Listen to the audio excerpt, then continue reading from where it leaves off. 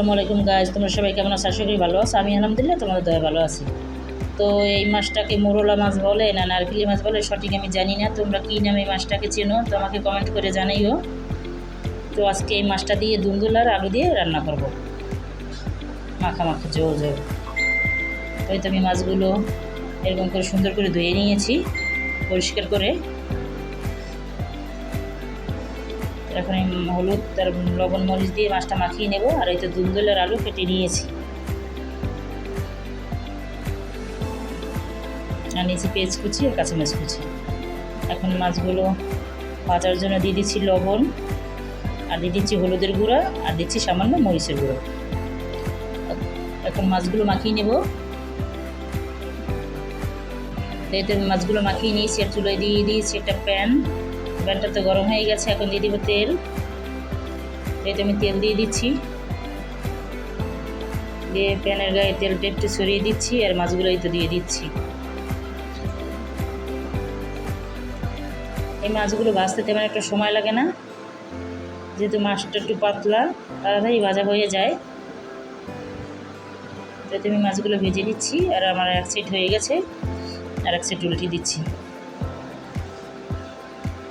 এতে আমি মাছগুলো আর এক সাইডে উল্টিয়ে দিয়েছি। এই সাইডটা আমি মাছটা ভেজে নেব।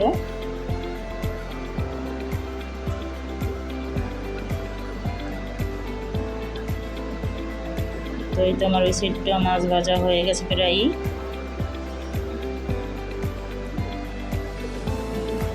এতে লাল লাল করে আমি মাছগুলো ভেজে নিয়েছি। এই মাছটা দিয়ে যদি তোমরা লাল শাক রান্না করো, ঝোল খেতে অনেক মজা হয়। তোমরা ট্রাই করে দেখতে পারো। একদিন আমি লাল শাক দিয়ে এই মাছটা দিয়ে তোমাদের সাথে একটা রেসিপি শেয়ার করব। এতে চুলায় একটা কড়াই বসিয়ে দিয়েছি, দিয়ে দিচ্ছি তেল আর দিয়ে দিয়েছি পেঁয়াজ কুচি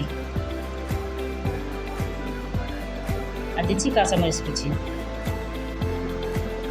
এই তো কাঁচামরিচটা আমি ভেজে নিয়েছি। এখন দিয়ে দেবো আদা রসুন পেস্ট।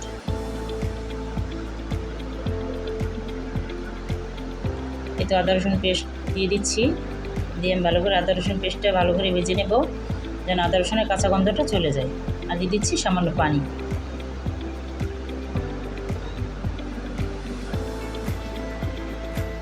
এখন দিয়ে দিচ্ছি হলুদের গুঁড়া, আর দিচ্ছি মরিচের গুঁড়া, দিচ্ছি ধনিয়া গুঁড়া, আর দিচ্ছি লবণ স্বাদ মতো। দিয়ে এখন মশলাটা আমি ভালো করে কষিয়ে নেব। এই তো অনবরত নেড়েছে, আমি মশলাটা ভালো করে কষিয়ে নিচ্ছি।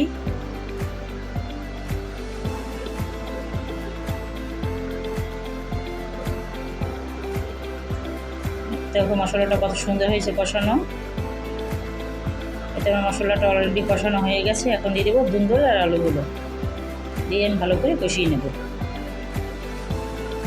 এতে দুন্দুল আর আলুটা দেওয়া হয়ে গেছে। এখন আমি ভালো করে নেড়ে মশলার সাথে মিশিয়ে নিচ্ছি। এতে আমি অনবরত নেড়ে ভালো করে মশলার সাথে মিশিয়ে নিচ্ছি।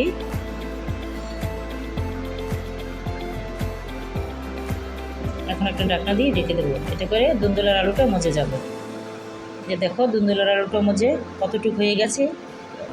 এক পাতিল ছিল দুন্দুল আর আলু, দেখো দুন্দুলটা একবারে মজে, দেখো কতটা পানি বের হয়েছে আর কতটুকু হয়ে গেছে। এখন আমি সামান্য পানি অ্যাড করে দিচ্ছি ঝোলের জন্য। দুন্দুল তো সেদ্ধ হতে তেমন একটা সময় লাগে না। এতে আমার তরকারিটা ফুটে উঠছে। এখন মাছগুলো দিয়ে দেবো। এতে আমি এখন মাছগুলো দিয়ে দিচ্ছি। মাছগুলো দিয়ে এখন ভালো করে আমি নেড়ে মিশিয়ে নেব। এই তো আমার তরকারিটা প্রায় হয়ে গেছে। এখন দিয়ে দিচ্ছি ধনিয়া পাতা কুচি।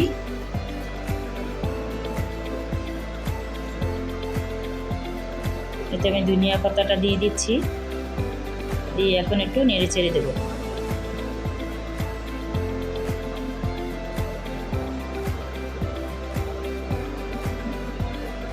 এই তো আমার তরকারিটা হয়ে গেছে। এখন নামিয়ে নেব। এতে আমি তরকারিটা নামিয়ে নিচ্ছি। দেখো আমার তরকারিটা কত সুন্দর হয়েছে আর দেখতে কতটা লোভনীয়। তরকারি কালারটা কত সুন্দর।